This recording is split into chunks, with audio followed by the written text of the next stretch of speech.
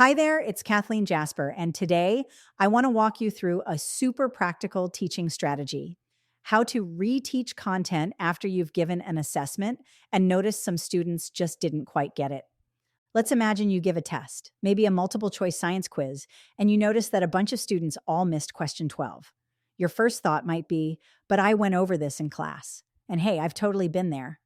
But the truth is, if a good number of students missed it, something didn't stick. That's your cue for a quick whole group reteach. You can pop the question back up on the board, and here's the magic.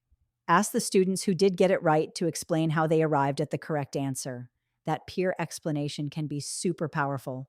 Sometimes kids learn better from each other than from us. Now, what if it's just a small group that struggled? Maybe 3 or 4 students bombed a set of questions all related to, say, photosynthesis.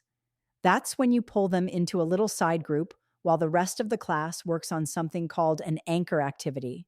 This is really important. The anchor activity should be individual work, not group work. Why? Because you're focused on your small group and can't walk around monitoring group dynamics. Trust me, without your eyes on them, group work can quickly turn into chatter about weekend plans. So while your anchor group is reading a few textbook pages or completing a preview task for the next lesson, you're sitting with your small group, reteaching that concept, maybe using visuals, breaking down the questions again, or having them talk through their thinking. And once that session is done, you'll want to reunite the class.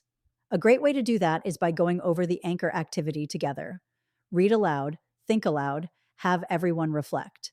That brings your small group back into the fold and keeps everyone moving forward together.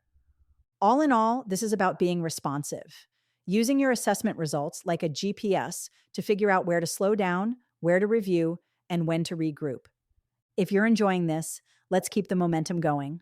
Follow me on Instagram, Facebook, TikTok, and YouTube for more tips, free resources, and support made just for you. And don't forget to visit kathleenjasper.com to get everything you need to pass your certification tests and land the teaching job you've been working toward. Thank you for tuning in, and happy teaching.